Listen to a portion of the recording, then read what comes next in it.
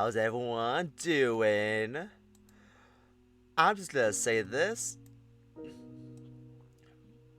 If you're watching the VOD, I'm going live on Election Day. And as we all know, this is the most pivotal time for Americans' life. So to say that I am terrified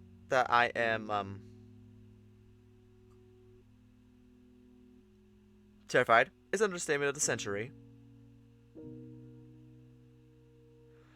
Well,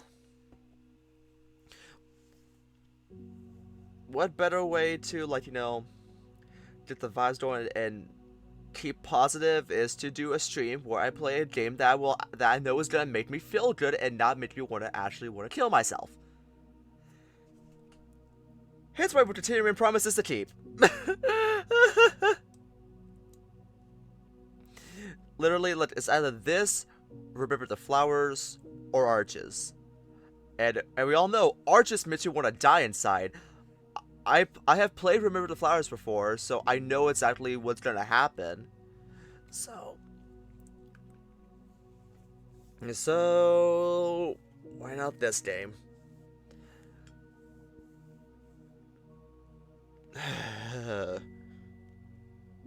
At least we can just, you know what? I think there's no use in letting anxiety get the best of us. Let's just sit back, relax, and just hear the beautiful beautiful music.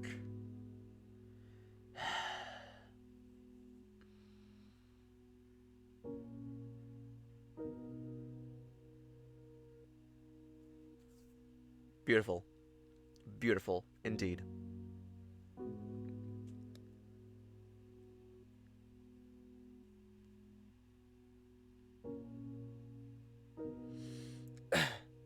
Anyway, let's not fuck around anymore. We're gonna continue this.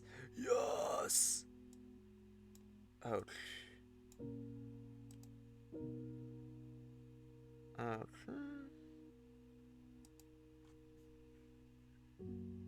What the fuck did I last left off on? Wait, is it 29th?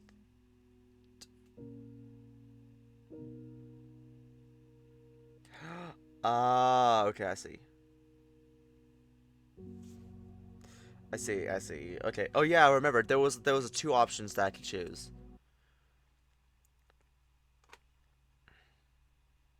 There were two options I could choose.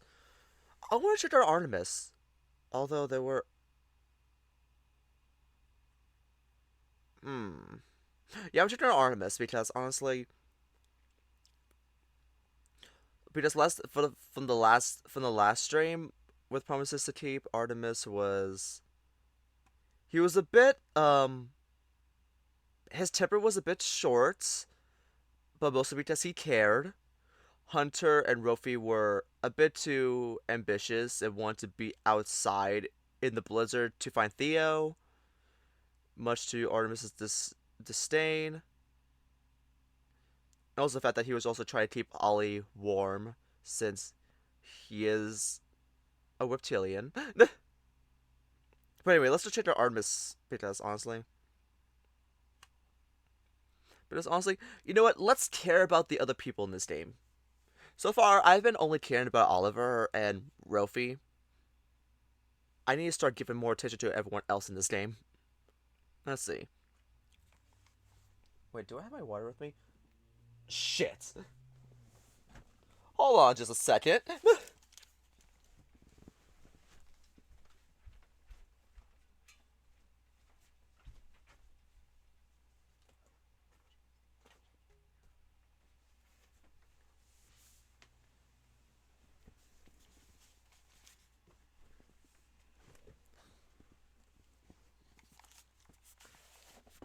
Okay, I actually have my water.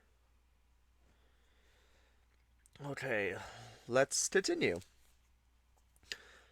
Food can wait for now. Last I saw Artemis, he was heading to the kitchen to clean up. As I head down the stairs, Rofi zooms past me, then stops. Oh, Leo! There's food on the kitchen counter! He holds up a plate of fried dumplings. Oh, Hunter was too lazy to grab some for himself, so I had a delivery to make. Really? I thought he loves going up and down stairs. Yeah, but he loves making me do it even more. By the way, is Artemis still in the kitchen? Yep, he's just cleaning up. Gotcha. Thanks, Rofi. See ya! I take one last deep breath and walk into the kitchen. Hey, Artemis. Hey, come down to eat? Sort of. To be honest, I mostly just wanted to check in on you. The bird blinks at me, obviously surprised. After all the commotion, I mean. Just wanted to make sure you were doing okay. Oh. Well... Sure, I'm alright. I mean, I'm the one who made trouble for everyone else, so... If anything, you should be worrying about them. Okay, well, I'm worrying about you too. Fair enough. I'm a little annoyed with myself, that's all. I hate it when I panic like that. Sometimes when bad things happen, my brain immediately jumps to the worst case scenario. And once I've envisioned it, it's hard to shake. And I can get a little... Well, you saw me. He stares into his lap, wings drooping all the way to his sides. I did, yeah. But I also saw you apologize. Real quick too, like immediately after. Most folks would have waited hours or days, or just not done it at all. And to be honest, that means a lot. It's one of the reasons why we were all so quick to forgive. Don't worry about it too much, okay? I think the rest of us have already moved on. If you say so. At that moment, we hear the front door creak open and Artemis immediately gets up out of his seat. Must be Theo. Look, I know we just had that talk and all, but I'm still gonna give him shit for leaving his phone here. I snored, gesturing for him to lead the way. Seems fair to me. It was pretty dumb. The fox looks even more tired than usual, stiffly bending over to remove his snow-capped boots. I shoot Artemis a look and he nods in understanding. I'll pull my punches. Together we walk up to the front door to greet him properly. Hey, Theo. Oh, wait, no, that's Artemis. That's Artemis. Hey, Theo. Oh, hey, you two. Sorry, I didn't think I'd be gone so long. Sure, makes sense. Artemis pauses a moment before continuing. You forgot your phone.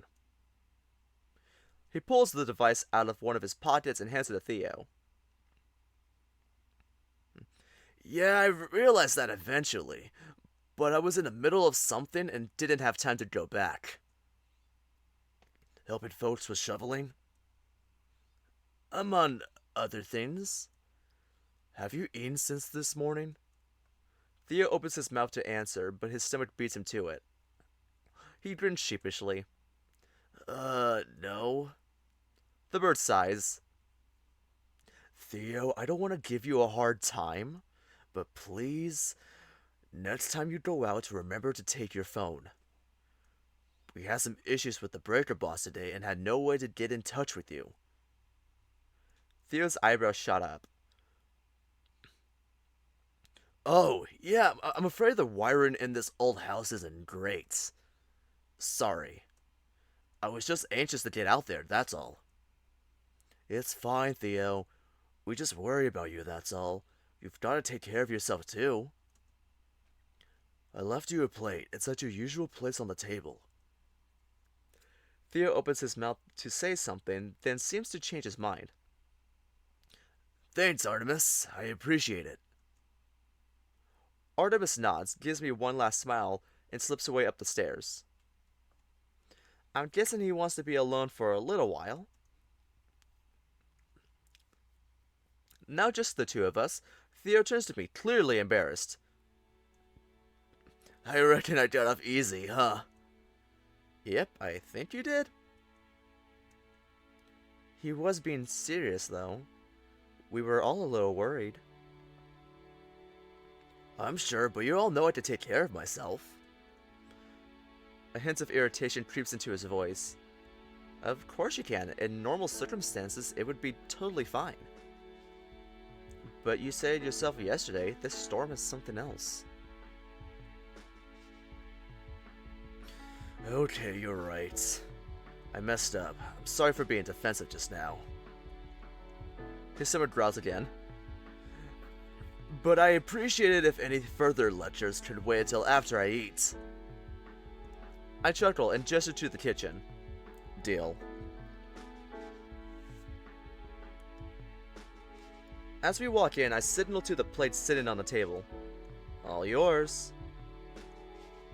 I wonder how loud's the volume right now. Huh, not too bad actually. That should be good. Okay, all yours. Ooh, dumplings! The fox wastes no time digging in, the lines on his face softening as he eats his first substantial meal of the day. What about you, Leo? He pauses with a dumpling halfway to his mouth. You ate already, right? I hastily grabbed the dumpling pan off the counter and stuffed one into my mouth. You gave me that whole speech earlier and you hadn't eaten yet either? Sorry. I mumbled through a mouthful of dumpling. Wow, these are delicious actually. Aren't they? I'm really gonna have a hard time letting Artemis go home. I nod in agreement and bring the whole pan to the table. You don't have to sit with me, you know, he says in between bites. If you'd rather hang out with the others. I shrugged. I hadn't seen you all day, and I wanted to hear how things were out there. Theo nods and gulps down a long drink of water. Hey! Ah! Folks are hanging in there. There's a few more houses I'm not completely sure about, but... He grins sheepishly and lowers his voice. I was starting to feel a little faint, to be honest. I didn't really eat breakfast either. Just had a cup of coffee and half a scone. How's the stream going? I just started. So, you didn't miss much. Artemis kind of confronted Theo about leaving his phone out while he went out to the blizzard and stuff, and now we're eating. I know, don't look at me like that. Breakfast is usually optional for me. I'm just never hungry in the mornings, that's all. He is me. He is me for real. He is so me for real. Honey, you're always eating. Not in the mornings. I never skip lunch or dinner though. Not when things are normal anyway.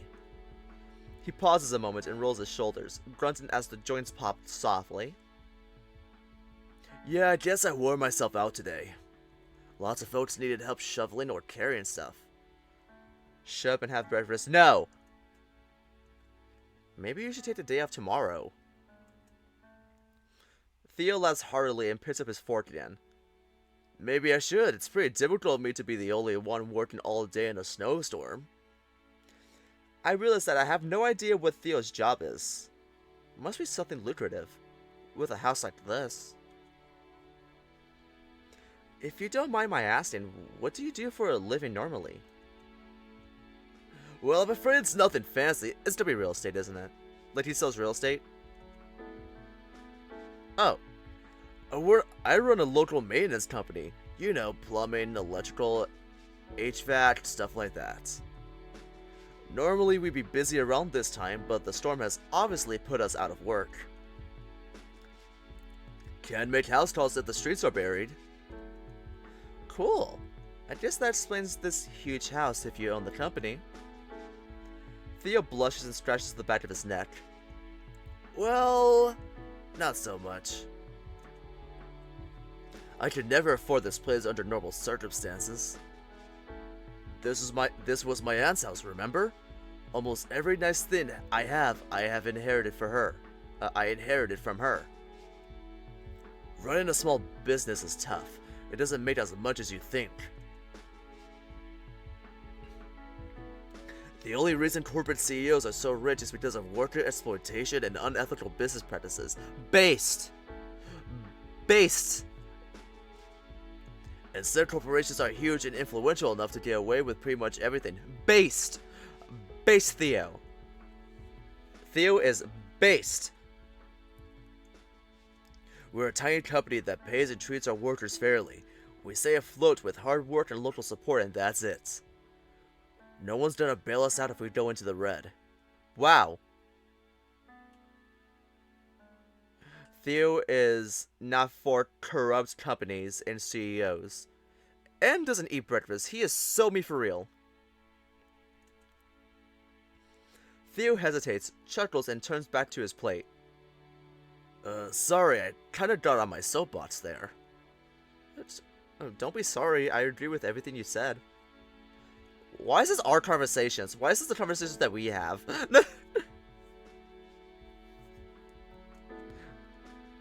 Theo shrugs. Even so, enough about me. What do you do for a living, Leo? I feel like I barely asked you anything about yourself. Shit, I should have seen this coming. I'm between jobs right now. Theo looks up at me and nods reassuringly. No shame in that. He waits for me to continue. Things just didn't work out at my last job. At all. No shame in that either. I suppose. I guess it's starting to feel like I'll never find the right place for me. A knot tightens in my chest, and my last few words come out strained.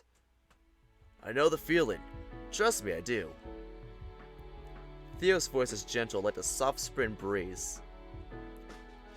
It took me quite a while to get settled where I am now. A lot of bad choices and a lot of heartbreak. You'll find something, don't worry. I haven't known you very long, but I can tell you're a kind, conscientious person, and that matters in the end. You know the saying, you reap what you sow? Well, it's true. As long as there are caring, compassionate people in the world, they will find each other and help each other thrive. Let me know if you ever need help with the job search. I'm in your corner. And I'm sure the others are as well. Don't be afraid to reach out. Theo? I made an effort to meet his gaze, return his soft smile. I nod, momentarily lost for words. Sorry if I got too serious there. Not at all. He takes a final gigantic bite and sets down his fork, his plate now completely spotless. Ooh, that was delicious. I don't know about you, but I could use a drink. His face scrunches up in thought, black nose twitching. And I'm not sure any of you have really seen the bar yet, except for Artemis. The bar in the basement? Yeah. His face falls slightly. I guess it won't be a surprise then. Well, I only caught a glimpse of it while we were figuring out the power situation. I add hastily. We haven't seen it in action. His eyes regain their sparkle and he paused around for his phone. Well, now's your chance then. I think tonight's a good night for a little celebration. Why not, after all? He types a quick message into the group chat, and I scroll through the various GIFs to locate it. Hey y'all, if you fancy a drink or just want to hang out, come down to the basement and see the bar. Here, you could be the first to really see it. Theo stands and motions me towards the basement door. Once again, I want that plush. I follow him down the stairs and Theo switches on the lights. I had only seen a fraction of it earlier, so now I take my time to examine the space. It's a little chilly, but spacious and comfortable. My eyes are immediately drawn to the pool table by the stairs, complete with a sufficiently fancy lamp. Ooh, he's got a little projector? That's nice. Okay. And he's even got a little fucking jukebox. What the hell? Jesus.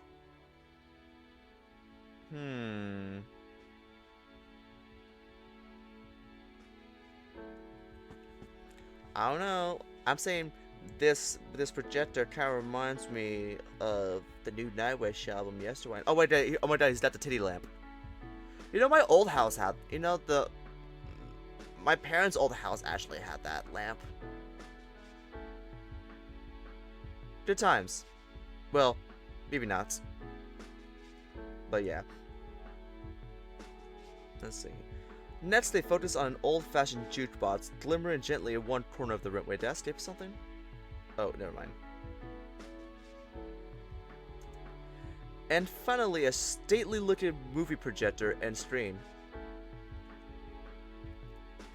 The space is still kind of a work in progress. I keep meaning to furnish it more, but it's a pain to have to get anything down these steps. Anyway, the bar's over here. Theo walks into a corner and flips a hidden switch. Soft lighting illuminates the dark wooden bar and its matching shelves, packed with fancy-looking bottles, glasses, mixing equipment, the works. Mixology is a bit of a hobby of mine, so I like to keep this place well stocked. Were you ever a bartender? I was, yes. Spent a few years at a friend's local place. He taught me everything I know, pretty much. Didn't last, though. Money and health troubles meant he had to close up the shop. He was a real good eye. Gave me a sterling recommendation, and I got a job somewhere much fancier, if less cozy. A lot less cozy. I felt thoroughly out of place there. I think I still got the uniform upstairs somewhere. Uniform? Yeah, you know, the basic vest and tie. I take a furtive moment to picture Theo all dolled up. I bet he looked very handsome. My thoughts are interrupted by positives on the stairs, and the whole gang appears at once, summoned by the promise of alcohol. Theo punches a code into the jukebox, then sets up shop behind the bar, smiling broadly at us. Wow! Rofi immediately closes up to the bar, eyes scanning the display with wonder. I can make pretty much whatever you like as long as I got the ingredients. So any takers? Rofi's paw shoots up in the air as if we were in class. Me! I figured. Well, what do you have? I don't know. You pick. Something sweet, please. Theo blinks in surprise, then laughs. Okay then, how about an appletini? I don't know what that is, but sure. It's a martini, but it's got a sweeter apple flavor. I've never had a martini either, but I'm down to try. Okay, fair enough. Do you prefer gin or vodka? Rofi blinks back at him for a long moment. How's about I just pick for you? Yes, please. Okay, ow. Just bumped into something with my elbow there. Let me get some water. Now, been doing Theo's voice for a bit. Starting to feel a little parched.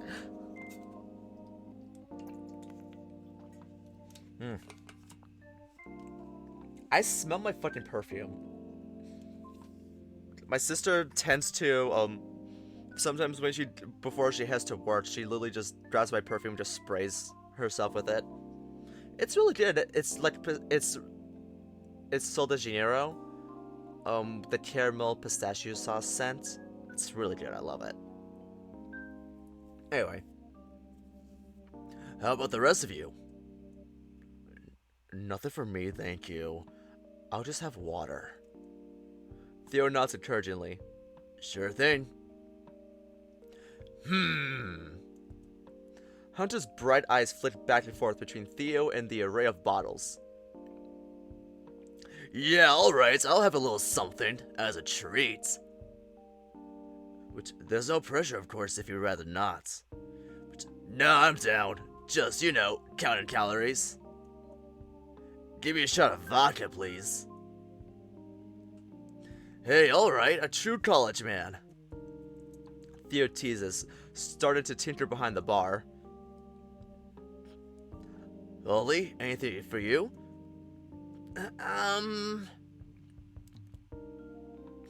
I'd have a mojito if that's okay. If you have the ingredients. I mean, if not, then... Theo comes him off gently, looking over his shoulder with a smile. No trouble at all. Nice and easy to make.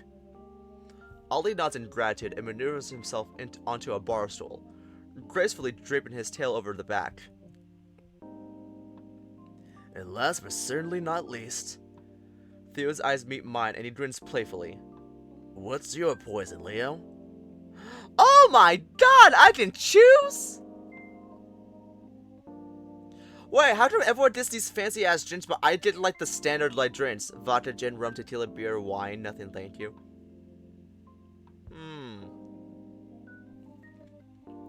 Which one do I choose?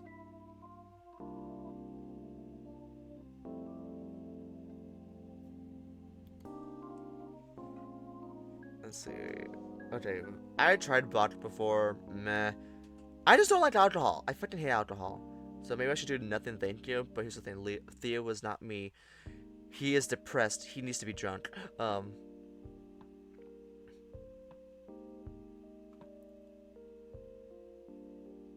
His name is Leo.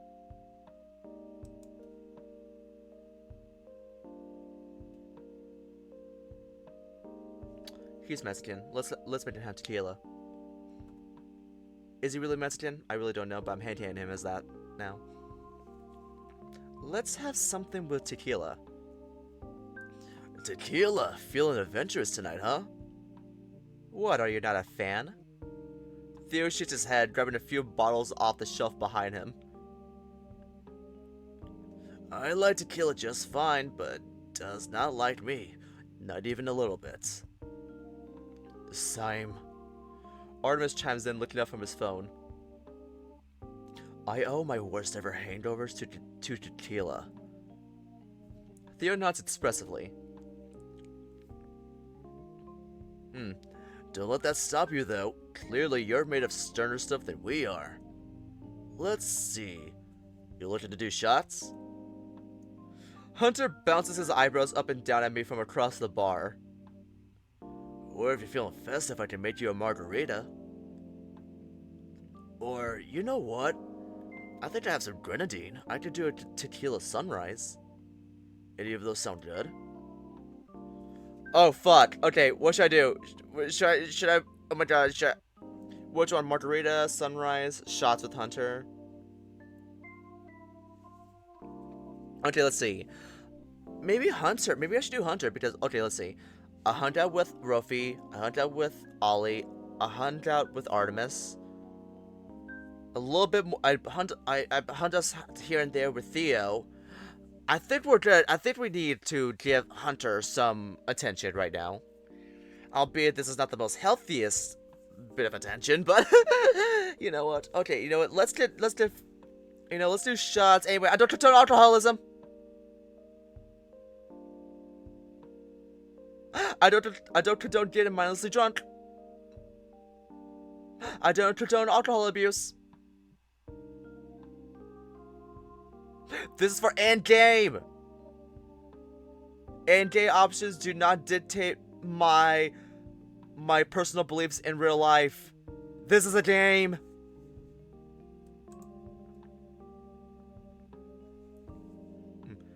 Yeah, I'll do a shot or two.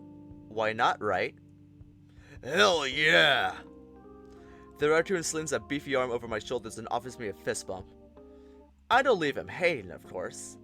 He laughs and pulls me closer, comfortably leaning against me. Alrighty then. Theo hands us 2 sparkling shot glasses full to the brim. Oh, almost forgot. He rummages around underneath the bar and pulls out a salt shaker and a bowl of lime wedges. He just keeps those? Rofi stares at the collection of objects, clearly confused. Here, just watch me. I pour a generous amount of salt in my paw, picked up a lime wedge, and hold out my glass to Hunter. Cheers! He holds his glass out, grinning broadly. I clinked it lightly with mine, lit the salt off my paw, tipped the shot down my throat, and stuffed the lime wedge in my mouth. Why did you do any of that? Doing shots looks hard. That's just how you do tequila shots. It's tradition. Leo, we gotta go out drinking sometime. My treat. If the two of us go, then Dr. FOMO here will have to come as well. Hey, that's not fair! Theo tends to everyone's requests quickly, and soon after, everyone settles in with their drinks. The light chatter around me is pleasant. I can't remember the last time I was surrounded by such friendly faces.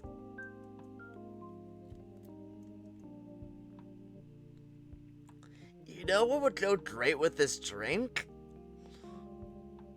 Rofi looks playfully and pointedly at Hunter, the alcohol clearly starting to set in. Some dumplings. Hunter, how about you go get them from upstairs? Huh? Why me? Because my legs are broken and I can't get up. Besides, Artie and I already worked so hard to make them. And Theo's the bartender, so he's busy. Hey, I spent long hours in the cold, shoveling the sidewalks.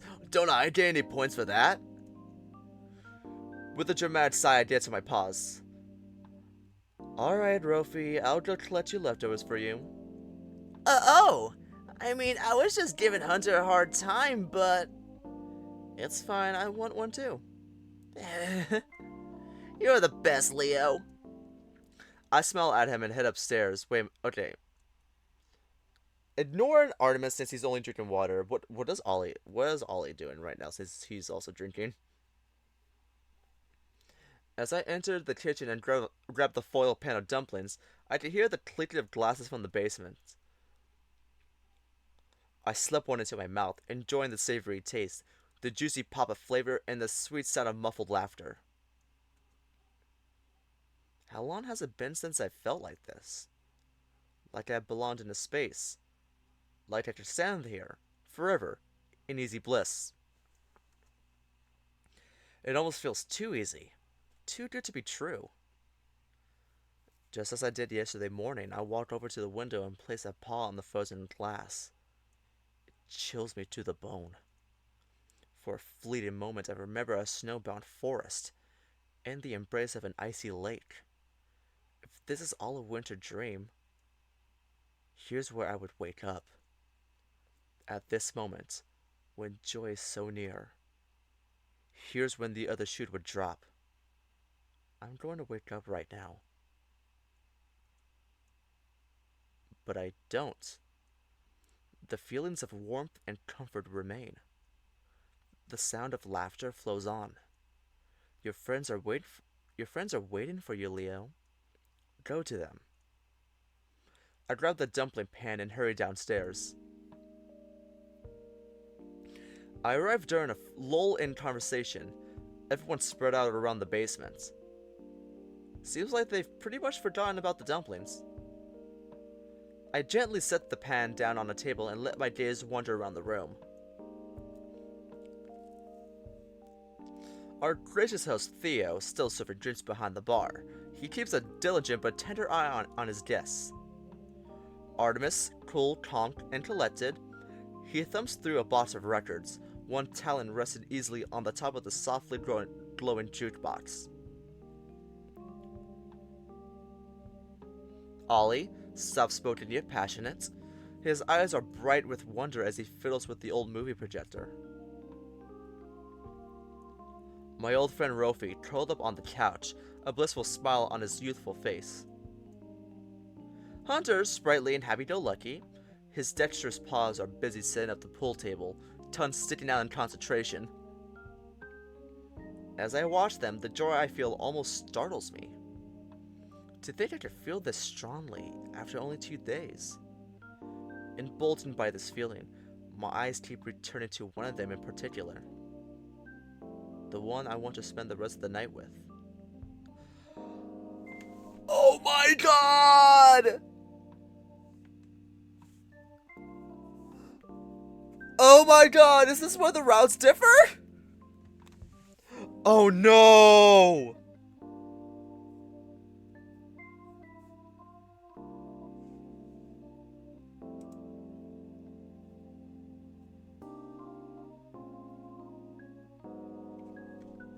No, I had to look this up. Wait, just... I figured it would be like a short form, I figured it would be like a... You visit often, Itchio? Fuck you. Oh my god, are we really going to choose? Are we gonna have to choose? God damn it.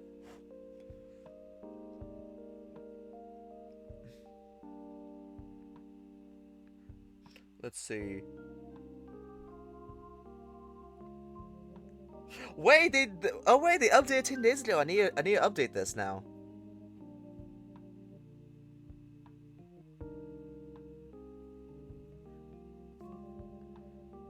Okay, so yeah, I'm gonna have to choose whichever one. Oh my god. Okay, so we're saving this.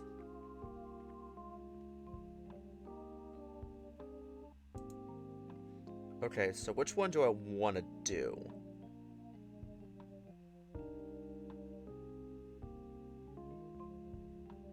Oh god. Okay, let's see. Theo's the owner of the house. Also, he's really cute for someone. He's really cute for in his mid-30s.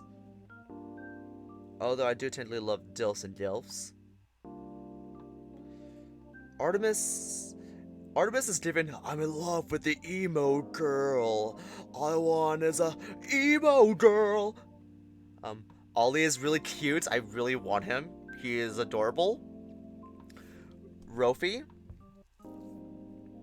is a childhood friend. I think I'm more inclined to choose Rofi over everyone else because honestly, I feel too bad. And then Hunter, which I know someone in the chat really wants.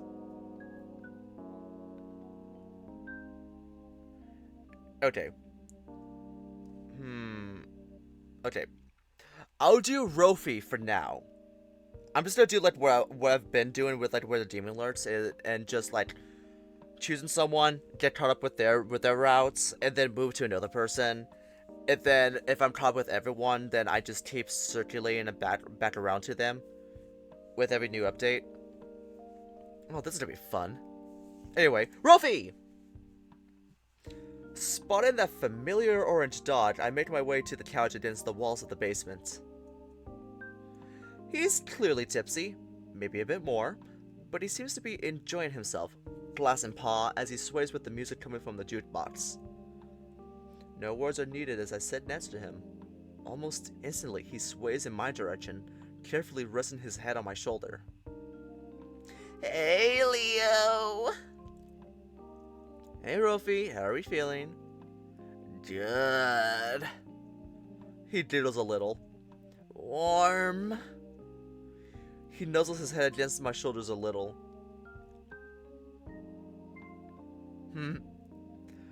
Instinct takes over, and I find myself stroking his head, right between his ears. He leans in and starts rubbing his snout against my cheek. Urgh. Rofi doesn't say much else, but I continue to earn happy dog noises as I rub his head. We sit there together for a while, watching Theo and Ollie chat at the bar, listening as Artemis tinkers with the jukebox. I feel Hunter's eyes on us for a moment, but as I meet them, they're full of nothing but warmth. He gives me a thumbs up and a wink before returning to his billiards game. Everything about this moment just feels right. I'm where I belong with everyone. With Rofi. I'm not sure how much time passes as we sit together. For once, I don't feel the need to keep track. At some point, Rofi sets down his mostly empty glass on the table next to us. When he settles back onto the couch, he leans against me fully, head on my chest, back against my belly. He pulls my arms around him, but shoots his puppy dog eyes at me before I say anything. Ah! CG! Yes. Yes. Yes, yes, yes, yes, yes. Yes, yes, yes. This is definitely the thumbnail for the next. This is definitely the thumbnail for the VOD. Definitely. Oh my god. Ugh. Keep me warm, Leo, please. I don't put up much of a fight. We watch Ollie make his way back to the bar for another drink, giggling at something Theo says. Theo has been at it for a while now. I wonder when he's calling it a night. Hopefully never. I don't think anyone could get me to move from this spot. Right on cue, we hear Theo call out to us. Last call, folks. I'm afraid your bartender is exhausted. There it is. Do you want anything else, Rofi? The dog shakes his head slowly before letting out a yawn. I wanna snuggle you. You already are. Then I'm good. Hunter grabs one last shot at the bar before coming over to join us. Looks like you got yourself in a real mess, Leo. He points at the sleepy dog, basically, laying on top of me, and chuckles. I don't mind, and I doubt he does either. Rofi's eyes fully shut then, and almost instantly I feel his breathing slow down as he drifts off. He's definitely a good cuddler. For a second, the magic of the moment wavers. Have you two? Oh, as buds, yeah. Hunter looks up thoughtfully. But to answer the inevitable follow-up question, we were never really more than that. I let out the breath I was holding. He would kill me for telling you this, but he talked about you a lot when we first met, and after too. I don't think he ever stopped thinking about you, honestly. And judging by your reaction, he must have been on your mind a lot too, these past years. I nod slowly. Hunter gives me a smile. Seems like this storm came at just the right time then. He gets up and stretches. By the way, the real mess starts now. He gestures at the sleeping dog on top of me. Good luck getting him off of you into bed. With another chuckle, he heads off to pack up the billiards table. He was right, I didn't have the heart to wake Rofi up just yet, but Theos really seemed to be winding down. I let Rofi have a few more minutes of rest before gently shaking him awake. Huh? What's happening? Theo is cleaning up for the night, and I think Artemis is getting ready for bed. Rofi sits up. Oh, right. I forgot Artie is sleeping down here. Let's go upstairs? Sounds good to me. I help Rofi up, and he leans on me a bit, groaning. My head already hurts. Drink more water. Artemis calls from the other side of the basement. Rofi whines. I will. Later. Enjoy your headache, then. After checking in with Theo and wishing everyone good night, Rofi and I are the first to leave the bar. Want me to walk you upstairs? No, I'm okay. He lets out a big yawn. But, can I just sleep in your room tonight? My room is so far away. And I'm about to pass out. I fall victim to his eyes, and don't have it in me to turn him down. As long as you're happy with an air mattress. As long as you're there. I open the door to the den, ushering the dog in and closing it behind us. Rofi flops happily onto the mattress. But as I stand over the comfortable looking dog, everything begins catching up to me. The nervousness and anxiety, the old feelings. Everything felt so natural tonight, but what if... And at that moment, I'm literally pulled out of my doubts by Rofi, his paws touching my arms towards him. I let myself fall next to him on the mattress. I feel the stress melt away, and Rofi bears his snout into my chest. We don't say anything for a while, just enjoying each other's warmth and company. An eternity passes before Rofi mumbles drowsily into my fur. I am so happy I found you again. His speech slows down with each word as he fights against impending sleep. I missed you, Leo. I missed you too, Rofi. Our words linger in the air as we're both overcome by exhaustion. For the first time, in a very long time, there's no place I'd rather be than right where I am.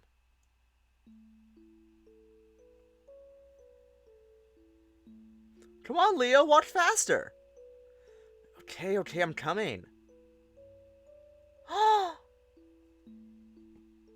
Oh no, there's two CGIs to pick. Pick for the thumbnail of the VOD. Which one? Which one do I pick? Oh no. No. Oh god, I hate having to choose. Also, they look very adorable in this picture. Hurry, we gotta go back to school soon. Are your parents already on the way? Rofi checks his phone. Not yet, I don't think so. He holds up a plastic bag. But we have time to eat these before they melt. I know, let's find somewhere to sit. Rofi breaks into a light jog and I follow him. Before long, we find an empty bench under the tree in the town square and sit together. Phew, finally, I haven't had anything sugary to eat in forever. Little Rofi. Oh my god, little baby Rofi.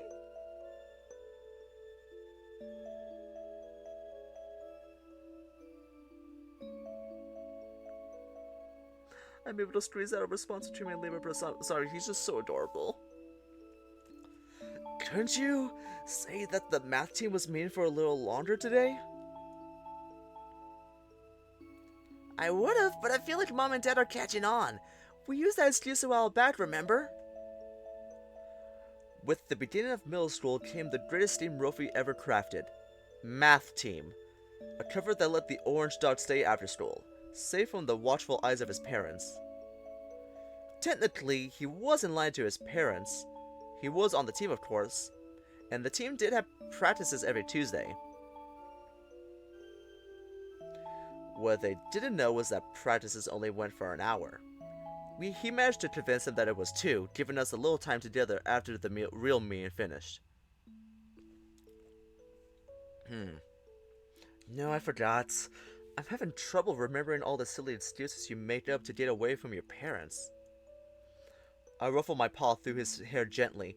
He gurgles and hands me one of the 2 ice cream sandwiches sitting in the bag. Not that I'm opposed to this arrangement, of course. We never had time to hang out together outside of school before. Now that we started middle school, though, I look over to Rofi as he unwraps his own treat, his excitement palpable. He looks back at me, angling his head a little. Leo, open yours! I want to try the mystery flavor at the same time as you! I blink and direct my attention to the cold snack in my paws, quickly peeling back the wrapper. Okay, 1, 2... On 3, we both take big bites of our ice cream sandwiches. Rofi immediately lets out a whine. Cold! Silly dog, he knows his teeth are sensitive, but he always insists on getting something cold and sweet when we hang out. The ice cream itself tastes like some kind of fruit, maybe apple? That's his favorite, so I'm sure he'll enjoy it once his teeth adjust. Rofi chews thoughtfully, then swallows. Cotton candy? Leo, that's your favorite! Wait, cotton candy? Mine tastes like apples. We stare at each other's sandwiches. They both look pink, certainly, but the shades seem to be different. But they always thought this. But they always thought the same mystery flavor. Unless they messed up today. Rofi gives me a grin and holds out his sandwich, now starting to drip. Trade? I know you'll like this better. And you'll enjoy mine more than I will. Here. We made the swap and continue eating. It must have been fate. We both got what we wanted. Fate? I didn't know you believed in that. Well, kinda. He checks his watch quickly, then takes another bite. Seems like we still have a little more time. I don't think that everything has already been predetermined for us.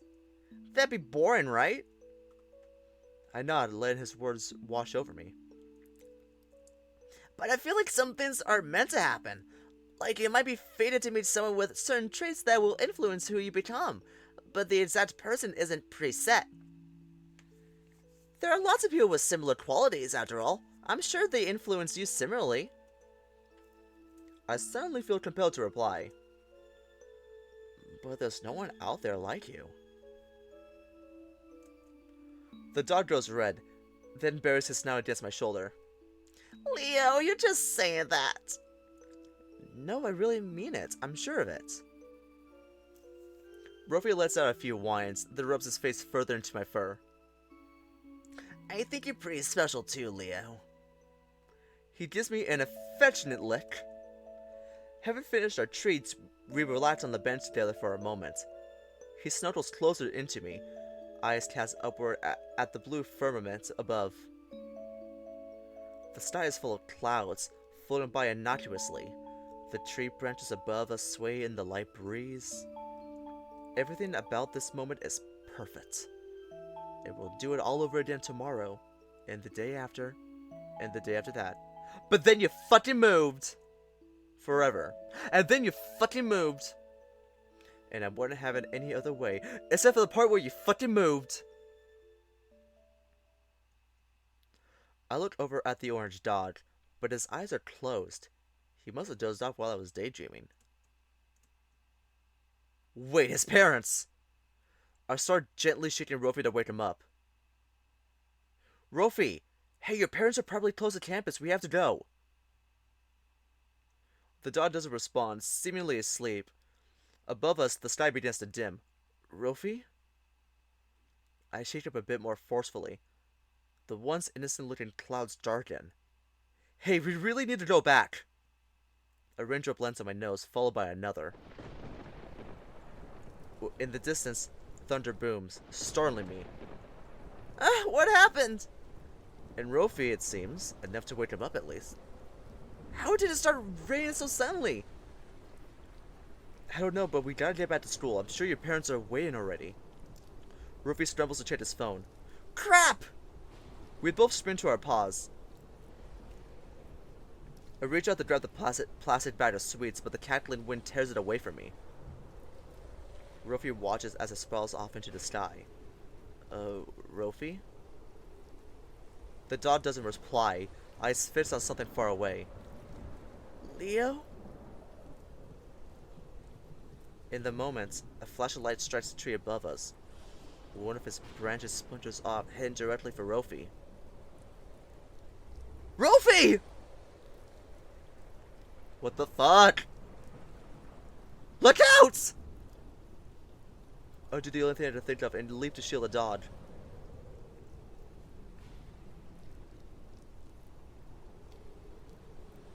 How many CGs are in this? Holy fucking shit. I tackle him into the ground, squeezing him tight. We hit the ground like the side of birds, his form strangely liquid beneath mine. His fur feels coarse against my own. I close my eyes and brace for impact. What the fuck? Holy shit!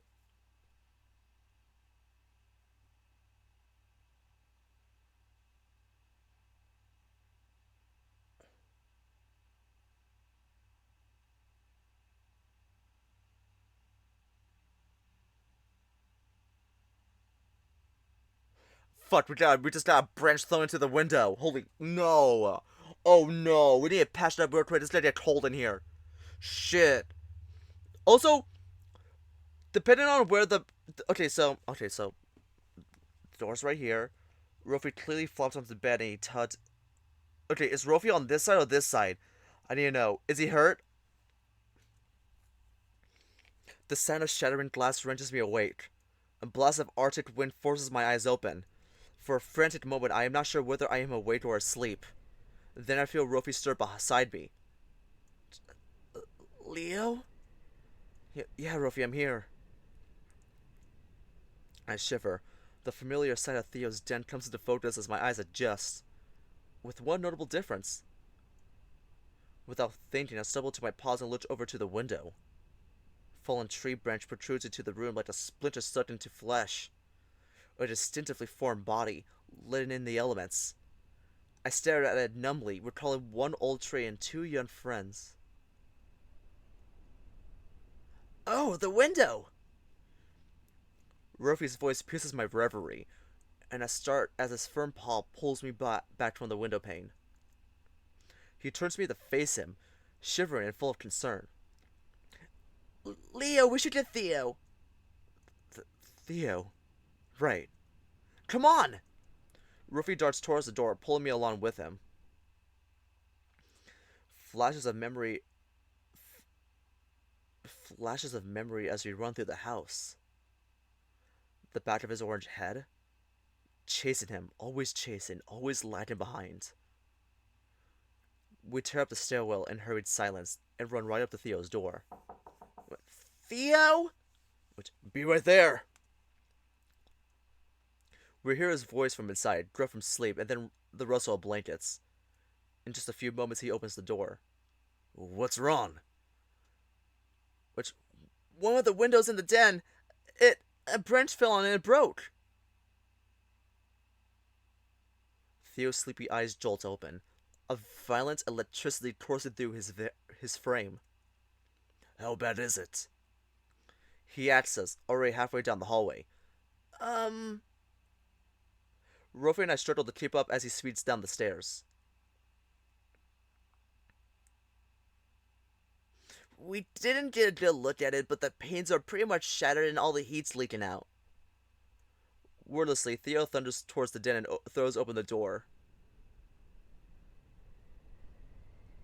Now that the master of the house is here, the howling wind seems louder. Ah, fuck, I'm yawning. The howling wind seems louder than before. Theo immediately does what neither of us thought to do and turns on the light. Ooh, the books. The damage was worse than we thought. Snow and broken glass litter the floor, among with... Is this... blood? Oh, Leo! Rofi points at my paws, eyes wide and shocked, and my gaze follows his. I lift one football to reveal a red sticky mess on the hardwood floor below. Oh shit! Leo, you're bleeding! You must have stepped on some of the glass! I stared numbly at my own bloody paw prints. I hadn't even noticed. Here, sit down! No. Theo said sharply, eyes flickered between me and the window. Go to the living room. But... The voices seemed to echo from far away, bouncing around a hollow in my skull. It's freezing here already, and I have to clean all this up before someone else steps on something. Go sit down in the living room, and I'll bring my first aid kit. Rofi freezes for a moment longer, then nods and starts to lead me out the door. Come on, Leo. We'll get you situated in the living room, and I'll have a look at that footpaw. Something seems to have shifted in Rofi's tone. Some interior switch flipped.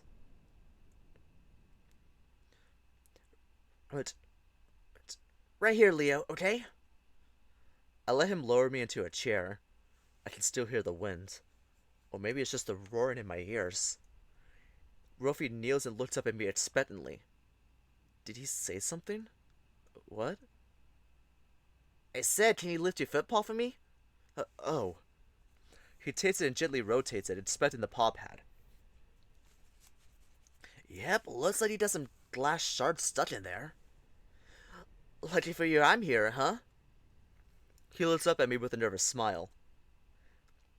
Though it's been a while since I did anything like this. We deal with a lot of crazy cases in the emergency room, but constantly being dialed up to 11 kind of puts you out of practice with less acute situations. He pauses and backpedals. Well, not to say that this isn't a problem, we should still deal with it. But it's not that bad, I mean, it doesn't look that bad. The dog seems flustered, as if he's treating someone for the first time.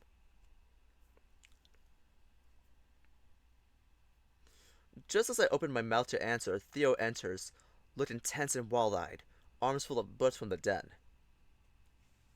Oh, Theo, do you have the... No, he says brusquely. Sorry, I'll get it now. His frantic gaze darts around the room, then lands on me and softens somewhat. He's like panicking. He's like really panicking right now. When the master of the house is panicking, I don't think that's a good sign. Sorry, he says again. With a woof, Theo dumps the pile of books into an empty chair and runs up the stairs. Oh, of course. The books in the den, the plants, all at the mercy of winter. We should help him. My voice sounds strange and empty, coming from a million miles away. Hmm? We should help him get the stuff out of the den. I rise from my chair, only for Rofi to firmly grip my shoulders and push me back down. The dog's tone becomes firmer than I've ever heard. No, you're staying right here. But... have you had cuts like this before? His question comes out almost robotically. Huh? Have you hurt your paw like this in the past? Stepping on glass, splinters, things like that? No, I don't remember anything like this happening before. He nods, slipping into work mode. As he starts to inspect my injury further, I go completely silent, suddenly worried about interrupting his train of thought. I only ask because I don't know if you have trouble clotting. You're still bleeding a bit, and it's been a while since the initial injury. I'm not sure how to respond. Just nodded and pretended to understand. Do you know if you have clon factor deficiencies? What? He looks up, expression unreadable, then rephrases his question. Do you know if you bleed easily? Or take a long time to stop bleeding? I don't think so. Okay, then we should be okay. I'm also concerned about potential infection. Are you immunocompromised at all? I don't think I am. He nods again, muttering quietly to himself. But before he continues, he looks up at me. We made proper eye contact for the first time since the incident. He pauses, then I see a shift in his eyes. I'm sorry, Leo. I'm stressing you out more, aren't I? A familiar soft look returns to his face. I'm just so used to doing medicine a certain way. We don't get a lot of time with patients, so we have to be fast and efficient. But I guess we're in no rush right now. Are you doing okay? I guess. I feel bad. The den was such a lovely space. Rofi looks at me, confused. Why do you feel bad? It's not like you caused this. I let my words go. I sit back into the chair. I guess you're right. Theo's paw steps interrupt us, and he appears at the bottom of the stairs with a bright red first aid kit. Thank you, Theo. The fox stands tensely behind us as Rofi quickly unpacks the kit. His eyes keep moving to the pile of books on the chair. Do you need anything else? No, I think I have everything right here in the kit. It's okay, Theo. He meets my gaze. You can go deal with the den. I'll be fine. Alright. The fox sighs once, a low, deep release of breath. Thank you. He gives me a grateful look and starts off, turning back in the doorway. Just shout if you need me. Holy shit, fuck. This got tense real quick. I just want a happy-go-lucky VN where we all just stayed snowed in. We all have a great time. Maybe unlock a secret ending where everyone's in a polycule. Like, all that. But now look at me. I pulled a Zendaya shifted up and have my foot caught on some glass. If anyone gets that reference, good. Alright, let's get you patched up here. Rofi begins by soaking a small pair of tweezers in alcohol, kneeling down and then dabbing my paw with the solution. I hiss, suddenly and sharply aware of the tears in my flesh. Yeah, sorry, this is gonna sting, but we gotta make sure you don't get some nasty infection from the cuts. It'll be over soon, okay? I'm surprised you didn't notice when you stepped on it. You're bleeding quite a bit. The adrenaline from the situation probably helped, though. I mumble a few words in response, quickly trailing off as Rofi grabs the tweezers. I'm gonna start taking the shards out now, alright? Okay. Don't worry, I'll be gentle. I hiss again and twitch as the cold tweezers touch my skin. Hold still, okay? I know it's hard, but the more you move around, the more it'll hurt. Sorry. I do my best to stay motionless as Rofi plucks the first glass splinter out of my paw. There we go, first one done. Another splinter slides out. Just one more, okay? You're doing great. And that's it. That's all of them. Rofi grabs a few disinfectant swabs and holds my football gently. Just a bit more, Leo. Almost done. He presses a swab against my wound, and a jolt of pain shoots up my leg. Fuck! I pull my leg back a little, accidentally kicking his snout. Ah! The dog falls onto his back. Oh shit, sorry, Rofi. I lean forward to help him up, but he holds his paw out. No, it's fine. Just stay there. I'm okay. He sits back up, rubbing his snout, face slipping back into focused concentration. We're nearly there, I promise. Prepare for the pain this time. I don't move or hiss when Rofi takes the alcohol swab to my injuries again. He wipes them over a few times, then starts unwrapping a band-aid from the kit. Let me just patch these up and you'll be good to go. Theo emerges once again from the neighboring hallway. This time he's carrying a familiar travel bag.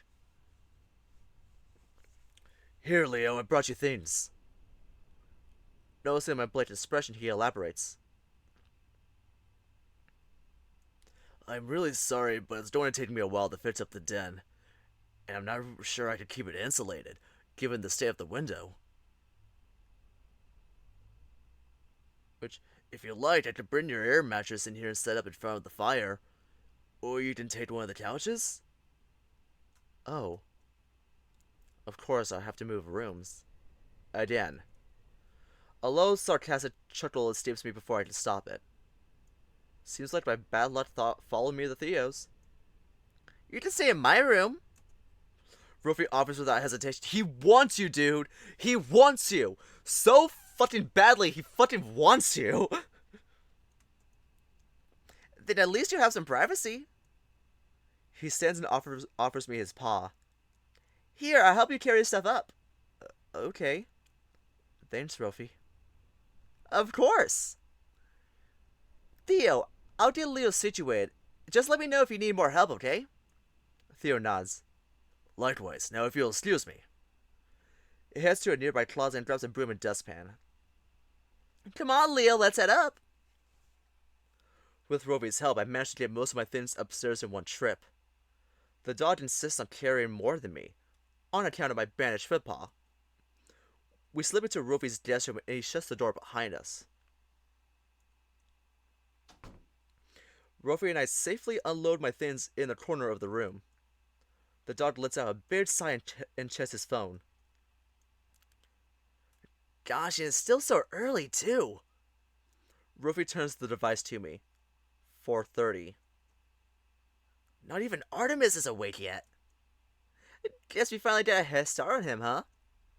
Rofi chuckled, settling down on the edge of his bed. I nodded response, still planted firmly in the center of the room. Hey, Leo, are you sure you're alright? He leans forward, inspecting me with a worried gaze. I nod again. Neither of us believe me. After a few moments of silence, Rofi passed the bed beside him. Come sit down, please? I hobble over to the bed, my paw only now beginning to throb.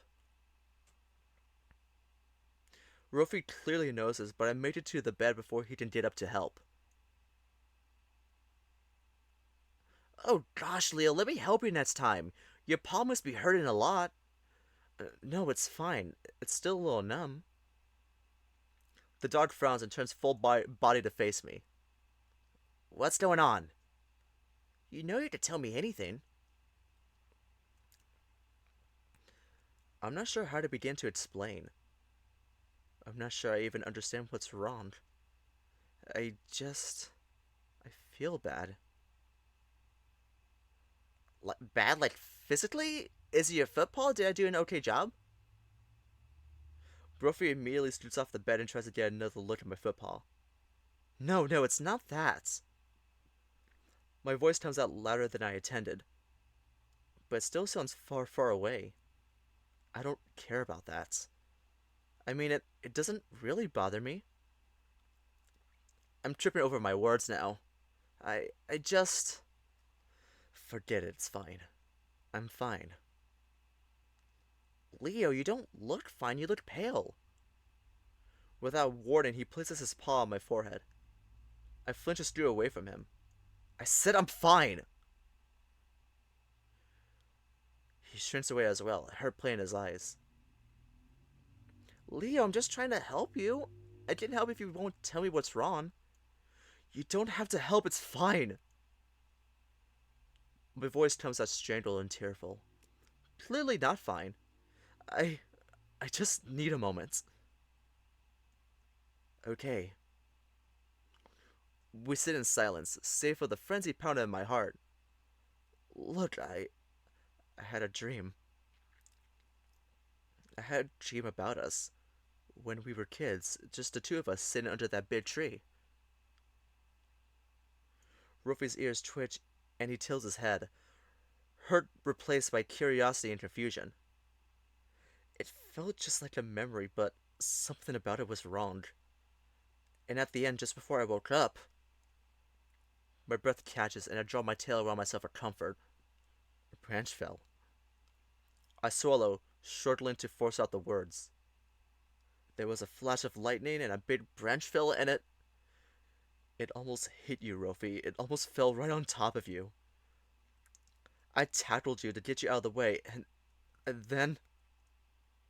I finally meet his eyes. The memory of shattered glass resounds in my ears. And then you woke up and the branch had broken the window. Rofi finishes my thoughts. I nod, pulling my knees up onto the bed and stuffing my face into them. It was just a dream, though. Rofi sits down beside me once again. Look, I'm fine. Not flattened by a giant tree branch. I'm just as three-dimensional as ever. My brain knows he's right, but my body won't listen. I want to return his smile, but my face just won't. He takes a second to think. I am sorry that happened to you, though. Let me know how I can best comfort you, okay? I can recommend some resources that... I hear him slip back into that medical voice I heard earlier. He seems to notice, too. Sorry I'm doing it again, aren't I? Yeah, it's okay. I know this is just how you were trained. The dog lets out a sharp, low bark of laughter that buries his face in his paws for a second. Honestly, I wasn't trained for this. If someone's struggles aren't physical, I just consult psychiatry or therapy and pass them on to those departments. We're encouraged to empathize with our patients, but we're constantly walking a thin line between that and our own personal boundaries. It just doesn't make sense. Sharing some lengthy anecdote with some to empathize with them if we only have 5 minutes together in the exam room. Especially if I'll never see them again, and when I have 4 other patients who need me. He lets out a sigh, then looks back up to me my gaze. This situation is different though. I know you. I have a personal connection to you. You're not just a patient. You're a friend. And I should operate with that in mind. Sorry I'm rambling here. What I mean to say is, I know how you feel. Honest. I know how real dreams can feel. Sometimes more real than being awake. His voice falters slightly, weighted down by dreams of his own? And I'm here for you, if you ever want to talk more about your dreams, okay? My ears are always open for you. The last of the medical voice fades away, leaving only Rofi, my old friend and companion. Can I give you a hug? Would that be okay? I focus on my breathing and consider his offer. I nod. Rofi carefully helps me out of my curled up position, one tangled limb at a time, and swallows me in his warm fur. I feel his heart beating softly, vibrating through his chest and against my cheek. My own heartbeat slows a little, perhaps, comforted by the presence of another. He rubs one of my arms slowly up and down in a soothing rhythm. In the span of minutes, I can feel my stomach settle. The crushing feeling in my chest begins to ease. As I sit there, protected by Rofi's embrace, I feel the fatigue from my poor sleep start to seep into my body. Above me, he lets out a soft yawn. Seems he's in the same boat. I don't have the energy for any more words. I close my eyes, leaning deeper into his fur, deep into a fitful sleep. I feel myself slip in and out of consciousness a few times, but one thing remains constant all the while. Rofi. I think, if I asked him to, he would hold me like this forever. His presence keeps the dreams at bay. I finally awake to him staring above me.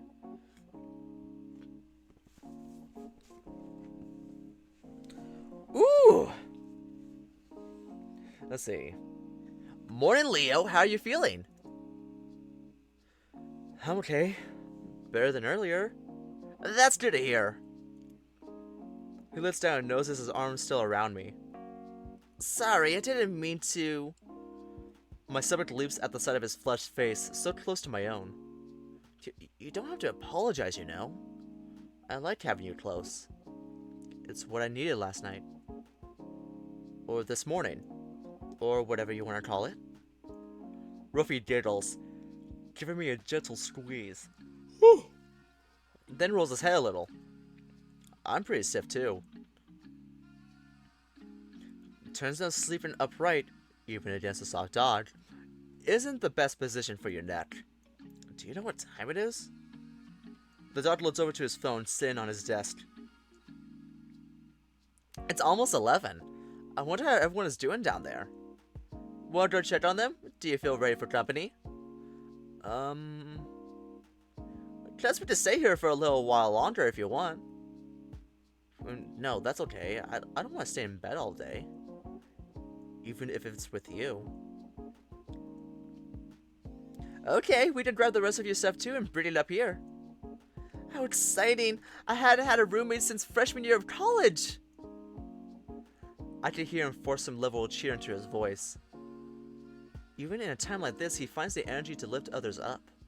He gives me another arm rub, then slowly gets up, letting go of me. I miss his touch immediately. Do you want to head down first? I think I might wash my face. You know, clear my head and everything. That made sense. Last night must have been stressful for him too. I should give him a moment to himself. As long as your football's alright. Nah, it's fine. I'll see you down there, okay? Rofi gives me a thumbs up and I take my leave. Okay. A lot has happened in this route. Let's go ahead and Save that. And I believe that's gonna be the end of the stream. Perfect. The start of Rofi's route. I'm pretty excited about this, honestly. Ugh. God damn.